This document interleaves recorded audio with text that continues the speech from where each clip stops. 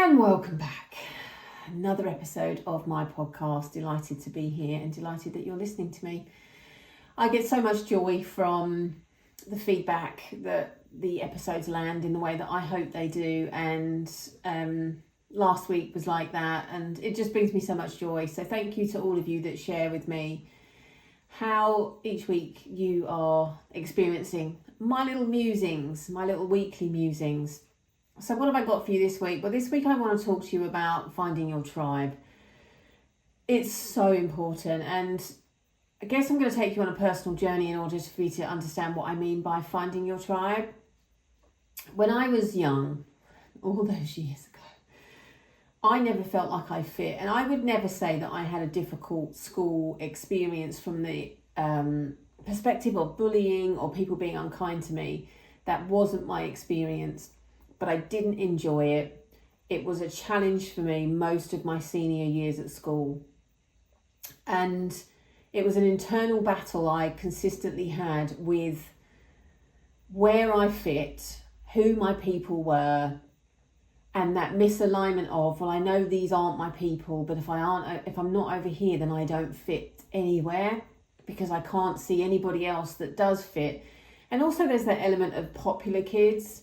And actually, we all want to be accepted. And if you are in that kind of arena with the popular kids, then you do feel a sense of acceptance. And it's challenging being, at that point in your life, especially as a woman. Again, I'm not a man. I don't know what it's like for men. But having 3 boys gone through that generation, it didn't appear to be as challenging for them, where they were trying to fit and didn't fit, all of that stuff.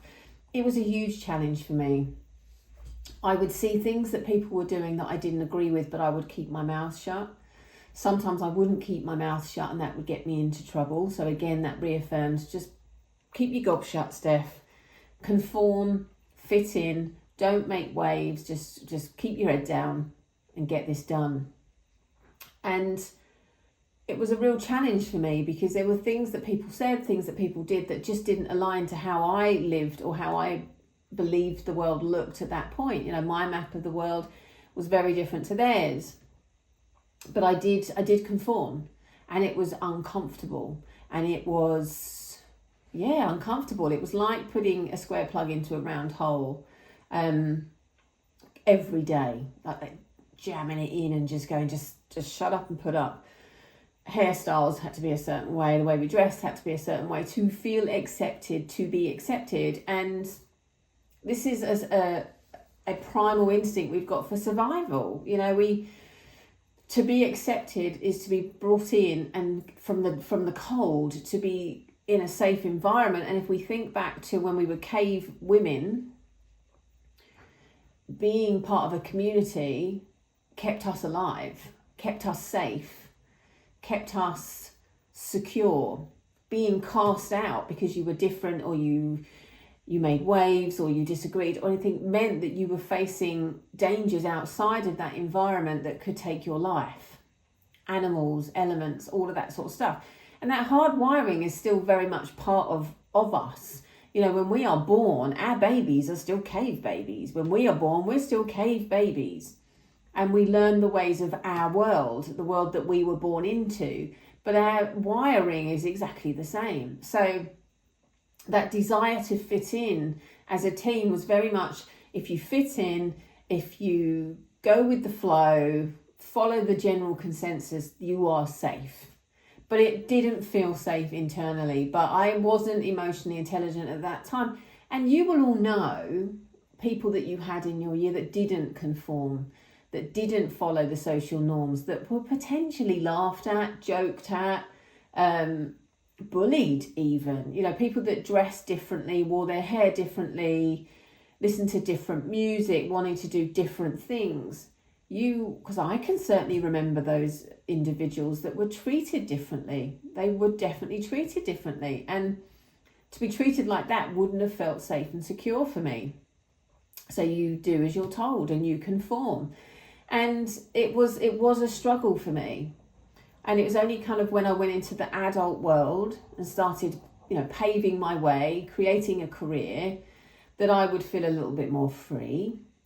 But the day that I felt the most free in myself well, it isn't just one day, but this is a very significant, pivotal moment for me, was at the grand old age of, trying to think how old I would have been then. Oh, I can't do maths. I was like 38 maybe. And I went out into the world of doulaing. 35. There you go. I've just done the maths for you.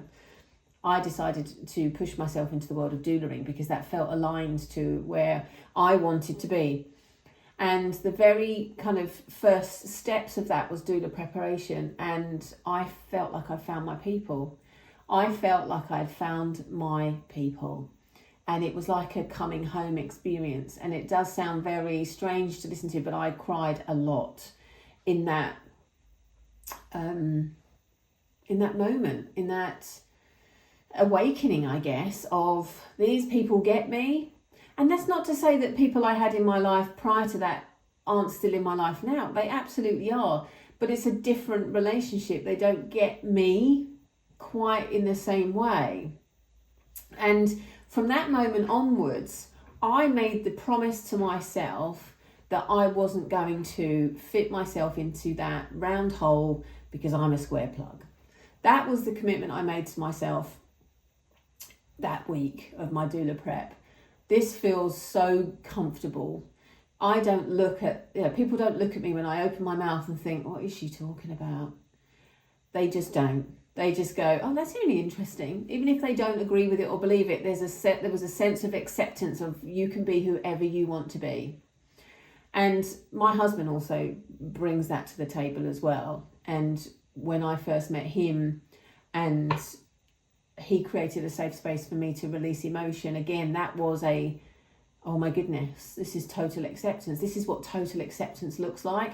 That I can say whatever I want to say and he might not necessarily agree, and he doesn't agree with everything that I believe in. And we often get asked as a couple, like Steph talks about things like past life regression and crystal healing and all of these things. And Grange, you don't believe in that. How does that work with you? And his answer will be, it makes Steph happy. Therefore, I'm happy. That's enough for me, right? I don't expect him to roll over and go, well, I'm now going to believe in those things. I have a acceptance of him and everything that he loves as well. Anyway, I digress. So I really wanted in this week's episode to share with you the absolute importance in finding your tribe, reconnecting to yourself and all the things that you love and all the things that light you up and all the things that make you you, and embracing them wholeheartedly, accepting yourself unconditionally and saying, I love this about me and it doesn't matter what anybody else thinks about this. And if I'm in a circle where I am looked at like I've got two heads, this is not my circle. This is not my tribe. These are not my people. And that is okay. Because it's so freaking liberating for you to be in the company of people that love you and enjoy you and accept you and sometimes disagree with you, but still love you even the same and don't judge you for that and don't look at you and go, what, you believe there's life after death? You believed you lived in a life before this? What's wrong with you? You know, that. And I can hold my own in those situations. If I'm with people that don't agree with that and they want to come at me. I can hold my own. I don't take offense to that. But I deliberately do not put myself around people that are there to make fun, to judge me, to openly mock me for my beliefs and what makes me happy. I'm never going to compromise myself like that again. And like I say, I have people in my life that don't agree with what I believe, but they love me and they accept that that's me, and that's enough. And I was talking about this with a client this week, and we were talking about coming back to ourselves. And when we find ourselves in those moments where you look around and you go, these aren't my people, and there's no dramatic ending, there's no argument, there's nothing that really happens that can be seen visibly other than there's a part of you that just says, I'm in the wrong place. These aren't my people. I don't fit here, and neither do I want to make myself fit here. And there's something so incredibly powerful about that. So powerful about that. About you saying, you know, I don't want this for myself. And again, there's no shade on those other people. It's not actually saying there's something wrong with you, therefore I can't be around you. It's just saying, I don't fit. And there doesn't have to be a dramatic ending. Like I say, you don't have to say, oh my goodness, I don't fit with you. You two, the way you behave is da da da. You don't have to do any of that. You just recognise in yourself that these aren't your people. And maybe if they're people that you want to keep in your life, you minimise your contact, you choose to do things slightly differently. I don't know. But this idea that we have to conform or not rock the boat, or all these emotions that I used to experience as a young woman, that I used to just have to put up and shut up, because acceptance of them and who they are is more important than me saying, I accept me and who I am, therefore I'm not supposed to be here. And you know, we will have people in our lives that, you know, colleagues, family, that aren't our people, but again, we protect ourselves, we minimise, we don't engage in conversations. We don't have to engage in conversations.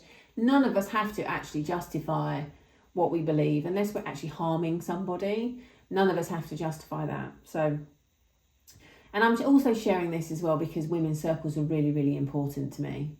Like the power of women's circles, and the strength and power comes is when everybody goes into that circle with this acceptance of themselves, but also the acceptance that other people in that room are different, and that's okay, and that none of us are here to make each other fit into spaces that we don't fit. And as I'm saying that, I'm thinking about the event that I held recently, the Disconnect to Reconnect. There were women from all different walks of life in that space. We had around 36 women in that room, all very different, all coming for different reasons, different intentions, but with the same desire to come together and support and empower each other.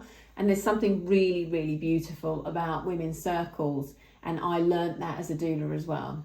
I learned about that, meeting people where they're at and not bringing my agenda to who they should be or what they should think or feel. And holding those women's circles is very, very dear to me. It's something that I just absolutely love. And there's so much power in it, you know, that community, the collaboration, the connection, the shared knowledge and wisdom that when you've got a group of women sitting around. Just this morning I was at a networking group and it was solely women, and we were talking about making space for business and how do we carve out that space, as well as making space for ourselves and other commitments that we have in our life. And again, all the women that were sitting in that circle were different ages, different businesses, different commitments in their life, and we all kind of just shared our truth, which helped each other, and then other people had moments and insights. And that is the beauty of women's circles. So just for today, what I would love to share, what I would love you to take from today is, are you fitting yourself into spaces where you don't fit? Are you compromising yourself in order to be accepted, yet you don't accept yourself in those spaces? You are changing who you are, you're changing your shape, you're changing your beliefs, you're changing the way you respond. Just for today, I would love you to think about and notice where you, a round plug, are trying to fit yourself into a square hole. And that level of awareness will give you the beauty of thinking, it's okay, it's safe for me to pull back. And if I can't pull back from those people because of the situations that you're in with them, I'm going to start accepting myself and not explaining myself and not compromising myself in those situations. I love myself and accept myself enough to decide in this moment that I am going to protect myself in those situations, because I accept me. I completely and deeply love and accept myself.